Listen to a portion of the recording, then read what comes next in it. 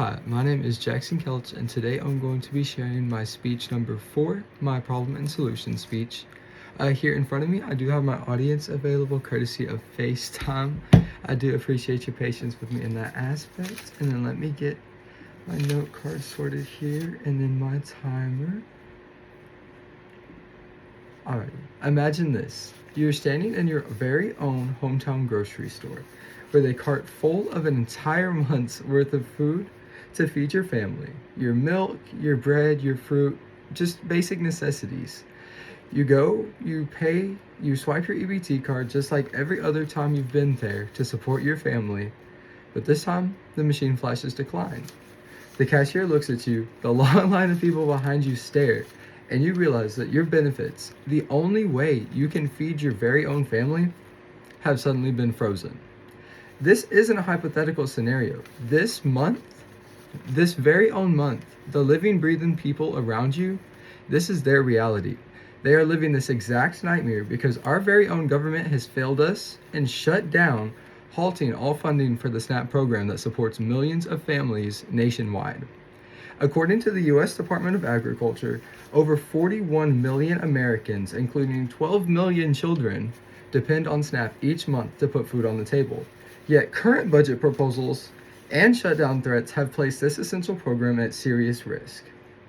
As a hardworking American student myself, who actually does rely on this program just to afford basic groceries within my own family, I know firsthand just how essential EBT can be for families who are already doing everything they can in order to survive. Today, I want to ask you to stand up to the defunding of EBT and SNAP and this overall national crisis that demands your immediate action. I'll show you how protecting and strengthening this program is both possible and also completely necessary. I'd like to begin by looking at the reality of the problem. So let's look here. I have one visual aid set up. It is going to be of the SNAP logo. So I just want to clarify that SNAP stands for the Supplemental Nutrition Assistance Program, and its logo is just like a little basket of groceries, since that's exactly what it does. It just helps people pay for groceries every month and the bare necessities that they need to survive. Let me see here. The SNAP provides benefits through EBT cards every month that can help low-income families purchase groceries. The USDA reports that the average SNAP household earns less than $30,000 per year. Most participants are, children, seniors, or people with disabilities who cannot work to support their families themselves. When the federal government shuts down, these benefits are placed on hold.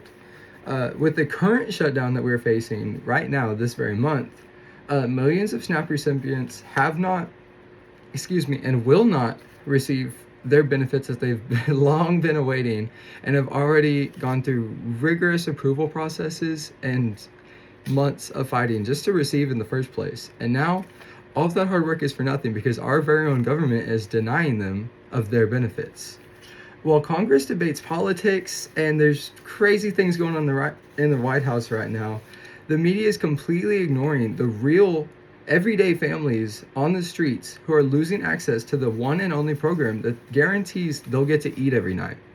The damage doesn't stop there. According to Feeding America, 1 in 5 U.S. children have already faced food insecurity in the past. SNAP cuts are making that number skyrocket currently.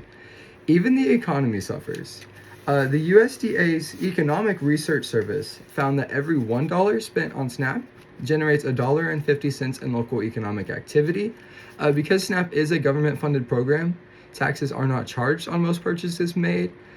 So the additional costs actually go straight to the economic cycle, which helps benefit, local communities, because the businesses obviously do still get the money, but it's less coming out of the customer's pocket. So all in all, it helps a little bit more in that aspect. Grocery stores are going to lose customers. Farmers are losing income because there's less money to give to them. And businesses just lose the overall flow of local spending that is already barely keeping them afloat, much like most other Americans. The problem isn't just hunger. It's a nationwide ripple and effect of hardship. What can we do to fix it? First, I'd like to ask you to stand up and ask Congress to protect SNAP funding. Lawmakers need to pass required protections ensuring that benefits remain active even during government shutdowns. Food doesn't stop being a necessity just because the government isn't turned up, just because they aren't actively in office doesn't mean there aren't people actively hungry. Additionally, funding levels must be adjusted to keep up with inflation, the rising cost of groceries, and the current economic state of our country. Without this, the value of SNAP benefits is just going to keep shrinking, and families are just going to keep choosing between basic necessities and other basic necessities. Second, local communities can step up to, work more to aid those in need, like local grocery stores, food pantries, everything. We need to stand up and support our own community from within if our government can't do it themselves. These actions, both legislative and local, create a safety net strong enough to withstand political turmoil. Start by contacting your representatives. Let them know that you oppose any cuts made to SNAP funding and that food security is not a debate, it is a requirement. Use your voice, raise awareness, because when we choose to speak up, we remind our leaders that food is not a privilege, it is a right. So here's my ask to you. I ask you to please take a stand. Please contact representatives and please try your best to do what you can, even if that's just volunteering at your local food pantry, speaking up when others dismiss programs like SNAP as, handouts and free money for the poor, because they aren't. They are lifelines. They're essential for feeding our citizens of America. We must protect EBT and SNAP because food security is not a privilege. It is a basic human right. Thank you.